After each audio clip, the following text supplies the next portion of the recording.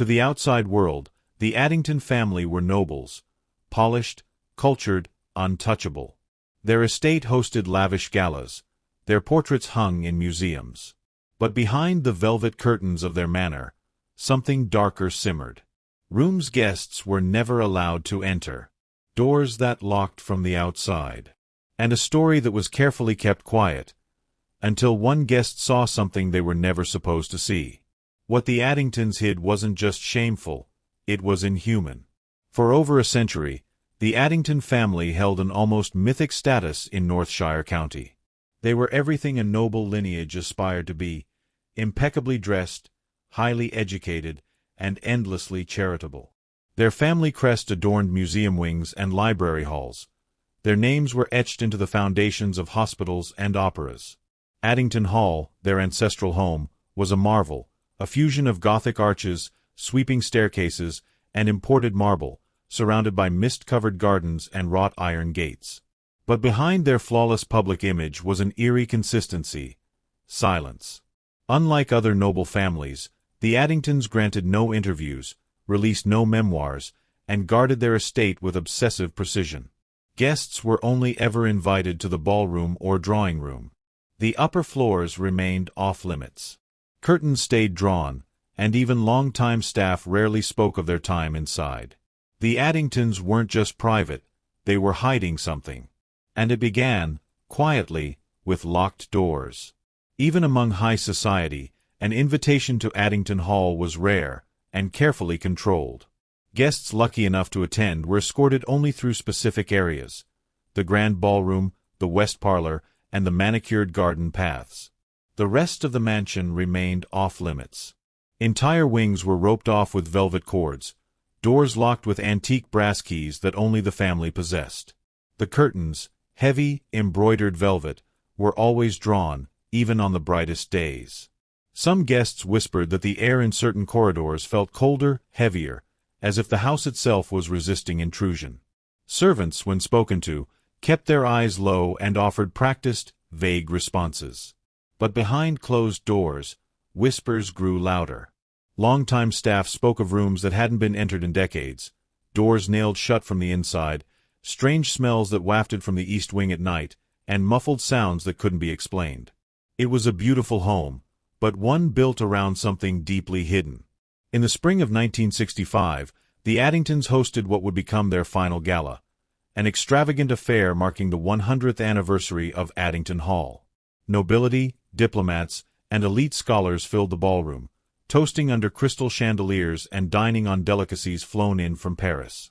It was the family's most public moment in decades, and also their last. That night, a guest, a young linguistics professor named Charles Hawthorne, excused himself to find the library. But instead, he wandered down a hallway that wasn't lit. He followed a draft behind a partially open door, and that's when he saw it.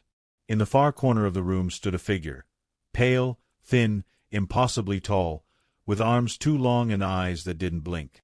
It didn't speak. It just watched. Frozen with terror, Charles backed away and fled.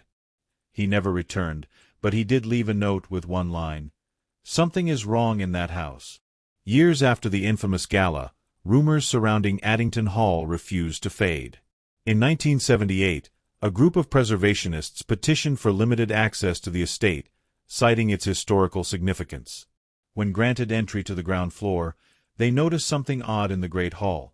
A grand oil portrait of Lord Alastair Addington had been slightly shifted.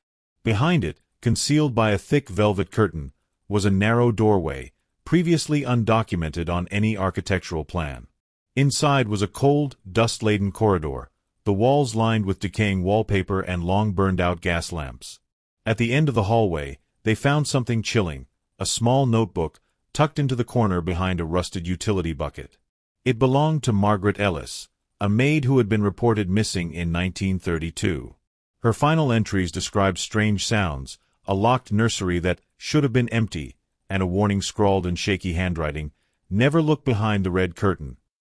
Tucked deep within a locked drawer in the East Wing study, a room sealed since 1940, the preservation team uncovered a leather-bound journal belonging to Lady Beatrice Addington. Its pages, yellowed and brittle, revealed a truth more disturbing than any ghost story. The family had been hiding a relative, a child born with severe deformities and, as Lady Beatrice described, unnatural urges and eyes too ancient for his years. He was not buried, as the public had been told, but kept alive and hidden. The entries spoke of a chamber beneath the nursery, where the child was confined, tended only by a rotation of loyal servants sworn to silence. Over time, his behavior worsened, described as feral, animalistic, and dangerously aware. Yet instead of mercy, the Addingtons doubled down, isolating him from the world to preserve their family image. This wasn't an act of compassion. It was legacy management, and cruelty wrapped in noble silk. As researchers dug deeper into the Addington archives, medical records, hidden ledgers, and estate doctor notes long concealed in false bottom drawers, a horrifying pattern emerged. The relative hidden away wasn't an isolated tragedy, but part of a lineage tainted by generations of inbreeding. Cousins married cousins. Bloodlines were kept pure, as described in Lord Alistair's personal writings. The result? Birth defects, mental instability, and a legacy the family was desperate to erase. What was more chilling, however, was the implication that the deformed heir Charles Hawthorne glimpsed in 1965 may not have been the first, or the last. One entry from 1911 noted the retirement of Subject A and the emergence of Subject B, language disturbingly clinical, as if referring to lab specimens rather than people. How many were hidden? How many were born only to be locked away? The Addington legacy wasn't noble. It was a horror passed from cradle to cellar. As more of Addington Hall was explored, the picture grew even darker. Tucked beneath floorboards and inside hollowed-out books were scattered fragments, torn journal pages, family correspondence, and what appeared to be ritual diagrams. Symbols scrawled in blood-like ink adorned basement walls, paired with chilling mantras like, "Bind the vessel," "Preserve the line." Beneath the chapel wing, a hidden room was found, candle-stained, soundproofed, and lined with chains. Not for worship, it seemed, but containment. Records of mental illness, once thought to have skipped the Addington line, were clearly redacted. Personal letters spoke of violent outbursts, voices in the walls, and children born with the moon in their eyes. Yet none of these afflictions appeared in official documents. The family had buried the truth, not just beneath their estate, but beneath layers of forged respectability. The Addingtons didn't descend into madness suddenly. Madness was their foundation, and secrecy its mortar. Addington Hall was briefly reopened as a museum in 1993, its grandeur restored, but the deeper parts of the estate remained sealed. Visitors reported strange occurrences, sudden cold spots, whispers in empty corridors, and curtains that shifted despite the absence of wind. Then came the final incident. A night security guard vanished during his shift. All they found was his flashlight, left on in front of the red-curtained east wing. The museum closed within a week. Today, the estate is padlocked and watched by a private firm. But locals say the curtains still move at night. Some swear they've seen something pale behind the glass, tall, slow-moving, watching. The Addingtons are gone, their secrets unearthed. But what they left behind? That, perhaps, never left at all. Behind those velvet curtains, something still waits.